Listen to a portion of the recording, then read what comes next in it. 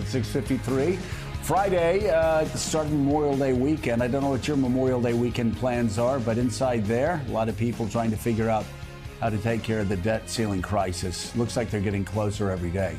Now, back in March, Chinese President Xi became the country's most powerful leader since Mao Zedong, securing a precedent, breaking a third term in charge.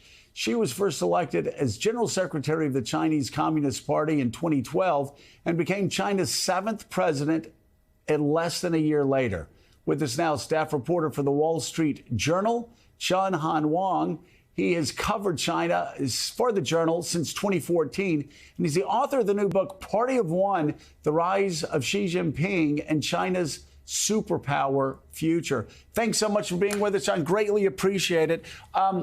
Talk about Thanks for having me. Talk about how President Xi has stepped in and really asserted authority over the government in China in a way that nobody could have foreseen when he first started moving toward power. Yes, so I think one way to look at how this happened when Xi Jinping first came to power in 2012, he was sort of an unknown quantity. You know, back then the joke was that his wife, who's a popular PLA folk singer, was actually more famous than he was. And he's sort of, like his career from his rise, from the 1980s as a junior official up to the top levels of the party, he hadn't made sort of a big name for himself. He was sort of seen as capable, but at the same time, not particularly outstanding. But by the time he came to power, he started to change that. He really came to grips with, with the tools that he had in his hand. And one of the things he really did after he took control was to use the Communist Party's anti-corruption agency, the CCDI, which I write about in my book. He used that as a way to consolidate control. He sent, anti-corruption inspectors to basically clear out all sorts of corruption, abuse of power.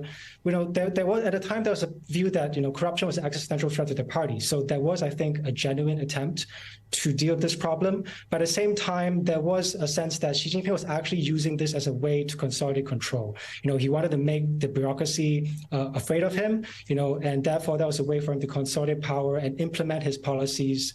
From a very top-down approach.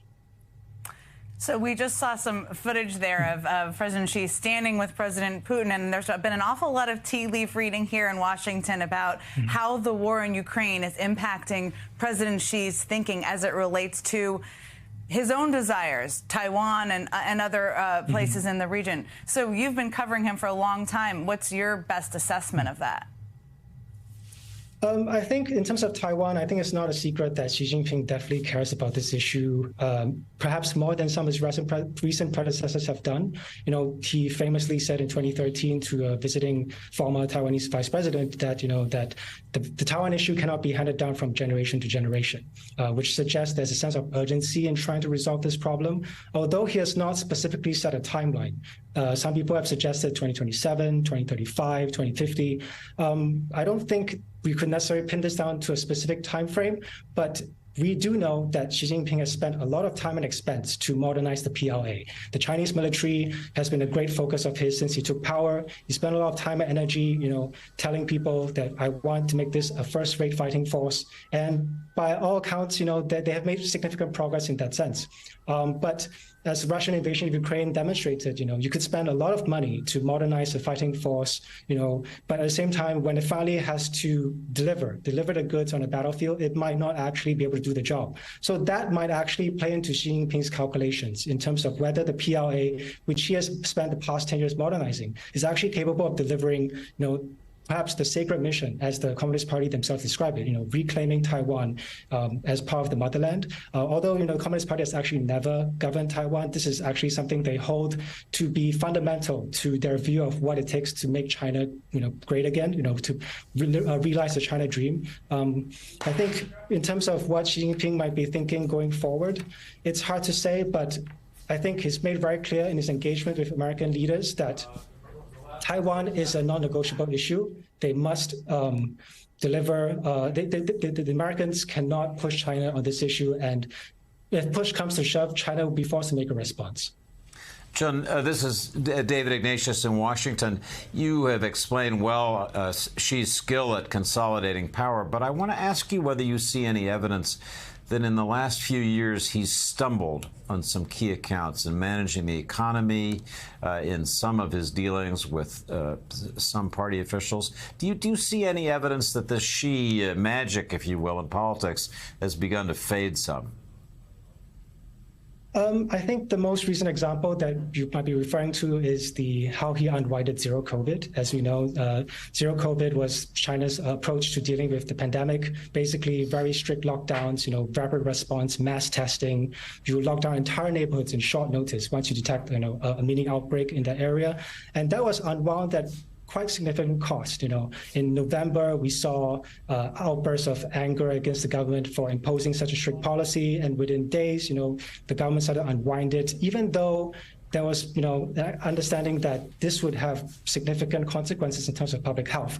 The Chinese population at the time, vaccination rates among the elderly was rather low, and there was it was well understood that this, if we were to roll back zero COVID rapidly, it would have significant consequences in terms of, widespread outbreaks and potentially high death toll among the elderly. But it was still carried through.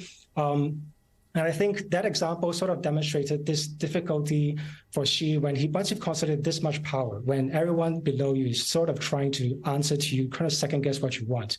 When you issue instructions on certain policy goals, people below you sort of, try to deliver more than, you might expect.